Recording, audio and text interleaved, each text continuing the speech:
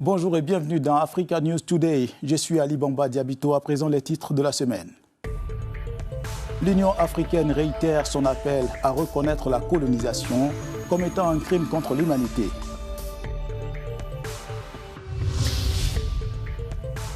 La Zambie interdit toute importation de bétail depuis l'Afrique du Sud qui fait face à une épidémie de fièvre apteuse.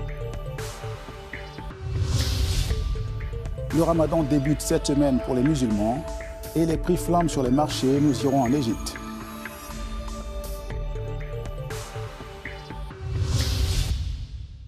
L'Union africaine a adopté une résolution qui qualifie l'esclavage, la déportation et le colonialisme de crimes contre l'humanité et de génocide contre les peuples concernés.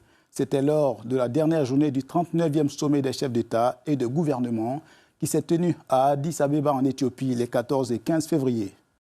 L'Union africaine a reconnu dimanche la colonisation comme crime contre l'humanité. C'était à la clôture du 39e sommet des chefs d'État de l'organisation à Addis Abeba en Éthiopie. Cette reconnaissance est l'aboutissement des initiatives menées sur le continent dans ce sens, dont la conférence internationale sur les crimes du colonialisme en Afrique organisée à Alger l'année dernière. La conférence reconnaît la colonisation comme un crime contre l'humanité. C'est très important. Et la conférence exprime sa solidarité avec la Palestine et le peuple palestinien. Le président ghanéen a annoncé dans la foulée que son pays déposerait une résolution en mars prochain à l'Assemblée générale des Nations unies afin d'obtenir la désignation de la traite des esclaves africains comme le plus grave crime contre l'humanité. La Zambie cherche à endiguer la propagation de la fièvre apteuse qui sévit chez le voisin sud-africain. Pour prévenir toute contamination, les autorités de Lusaka ont pris une mesure radicale, l'interdiction de toute importation et de tout transit de bétail en provenance d'Afrique du Sud. Le président sud-africain Cyril Ramaphosa a d'ailleurs qualifié l'épidémie de catastrophe nationale. Le gouvernement zambien a décidé de fermer sa frontière au bétail en provenance d'Afrique du Sud en raison d'une épidémie de fièvre aphteuse.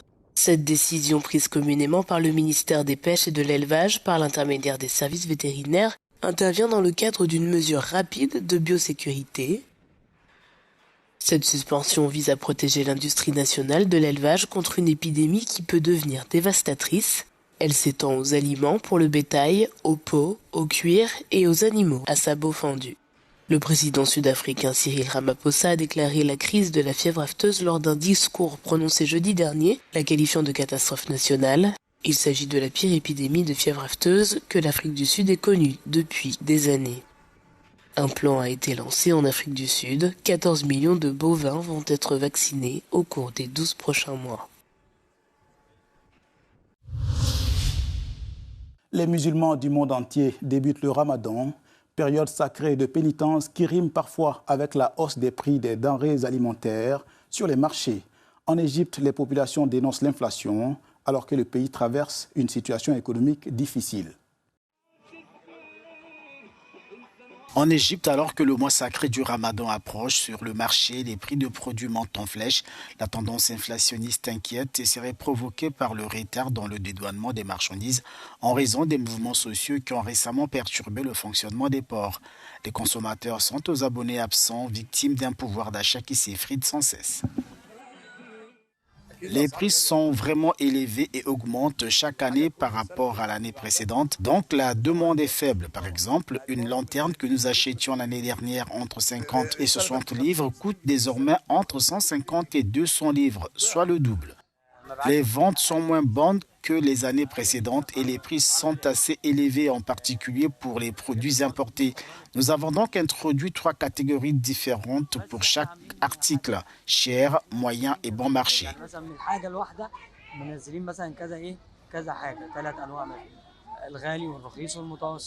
Les prix des dattes, par exemple, auraient augmenté en l'espace d'une semaine. Pourtant, l'inflation dans le pays a observé un léger ralentissement en janvier dernier à 10,1% contre 10,3% en décembre. Certaines personnes exigent que les prix des dattes soient inférieurs à ce qu'ils sont actuellement, mais c'est impossible. Les prix varient entre 20 et 35 livres égyptiennes. Le transport des dattes depuis Aswan coûte au moins 10 000 livres égyptiennes. Les autorités égyptiennes avaient pourtant promis que les prix des produits de base comme les dattes seraient sous contrôle à l'approche du Ramadan. Face à la flambée des prix, le gouvernement égyptien a annoncé dimanche une mesure sociale en faveur des couches les plus vulnérables du pays. Au Nigeria, l'intelligence artificielle s'est incrustée dans la vie de couple. À la recherche de l'amour, de plus en plus de personnes se tournent vers l'IA et des services matrimoniaux d'un nouveau genre se mettent en place. Tout un business dans le pays le plus peuplé d'Afrique, où trouver l'âme sœur relève parfois du parcours du combattant. Dans la ville de Kano au Nigeria, des habitants se tournent de plus en plus vers des sites de rencontres pour dénicher l'amour de leurs rêves. Asabe Abba est marieuse au Nigeria. Pour elle, la recherche d'un futur partenaire en ligne vaut son pesant d'or dans le pays le plus peuplé du continent.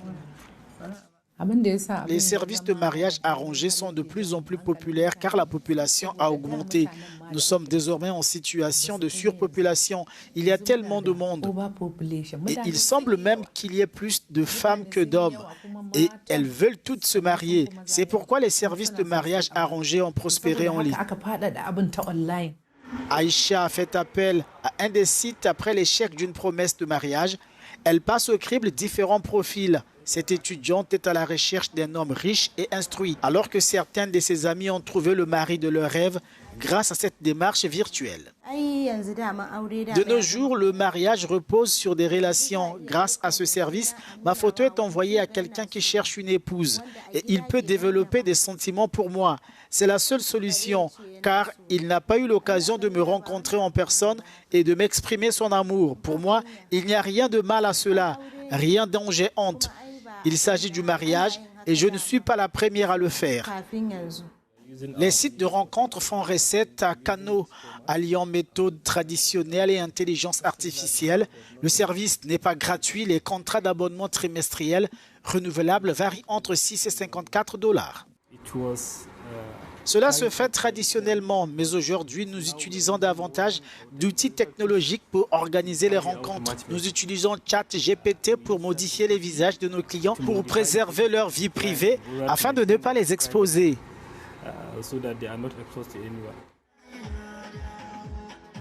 Le mariage arrangé est une tradition dans le nord du Nigeria qui remonte à plusieurs générations au sein des familles, des amis ou de groupes sociaux proches.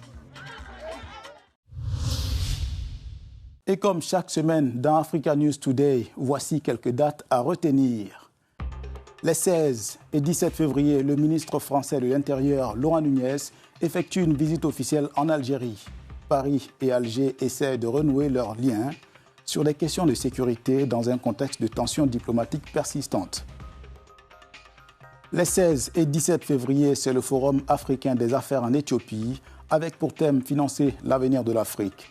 Les experts du continent évoquent les questions de l'emploi et de l'innovation pour une transformation durable. Du 21 au 24 février a lieu la réunion extraordinaire des ministres de la Santé et des ministres chargés du VIH-Sida de la SADC à Stampton, en Afrique du Sud. Les experts d'Afrique australe abordent la situation sanitaire dans la région. Du 20 au 22 février, c'est le Festival des Arts de Cape Town, en Afrique du Sud. Il s'agit de la 13e édition de la plus grande foire d'art contemporain sous le thème « Listen, écoutez ». C'est la fin d'Africa News Today. À la semaine prochaine pour une nouvelle édition. Pour plus d'informations, restez sur Africa News et africanews.com.